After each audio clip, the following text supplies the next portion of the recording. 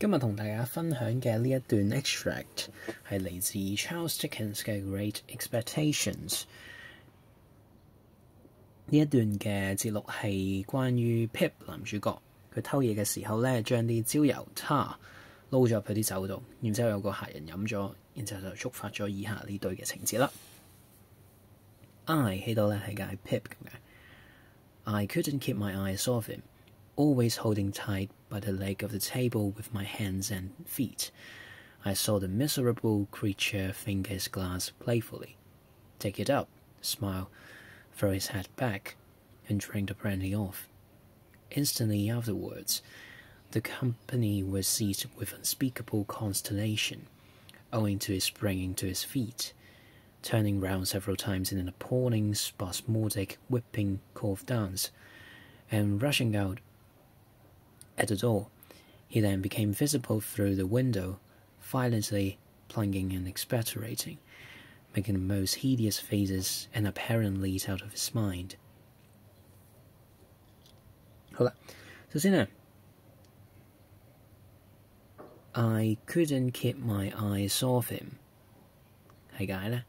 我不斷係咁望住佢，然後 Pip 係一個細路仔啦，咁佢就攬住張台腳，然之後佢就不斷見到個 miserable creature， 即係準備要飲焦油嗰個客人啦，咁咪就喺度玩個杯啦，然之後就飲咯，然之後咧全場 the company 嗰啲嘅其他人 companions unspeakable consternation 咧 consternation 咧係解 anxiety 咁解，好驚啦全部，因為咧點解咧 he's springing to his feet。Springing to his feet 咧就係佢企起身啦，彈起身之後佢不斷喺度轉啦 turning round several times。round 咧係喺 British English 入邊會用嘅 ，around 係喺 American English。appalling 係好恐怖啦 ，spasmodic 係抽搐 ，whipping cough dance 就係佢不斷喺度喐嚟喐去嘅時候喺度咳啦，咁啊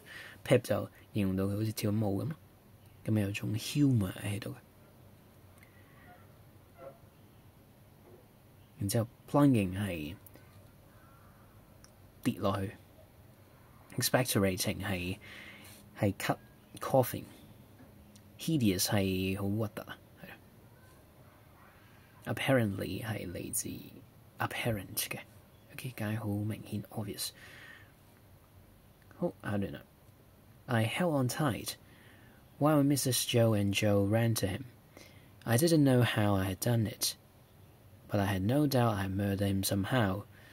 In my dreadful situation, it was a relief when he was brought back, and surveying the company all round as if they had disagreed with him, sank down into his chair with the one significant gasp, "Tar!" 咁之後嗰個客人就翻返入嚟啦，然之後阿 Pip 咧就覺得我應該某程度上好似殺咗佢咁樣 ，murder him somehow in my dreadful situation, dreadful, hopeless. It was a relief 係一個如釋重負嘅時刻啊！當佢翻嚟嘅時候 ，surveying 係周圍望，你可以當成 observing 咁樣。之後佢就坐翻低喺張凳度啦，然之後就 gasp 就喘語氣咁樣講 ，tar 係啲焦油啊咁。好啦，今次分享就到呢度啦，希望大家可以透過文學可以學更加多英文啦。呢個亦都係我哋其中一個嘅初衷。咁希望大家繼續努力，係啦，我哋都會繼續努力拍到啲片俾大家。希望大家可以 enjoy 英國文學咯。咁我哋下次再見。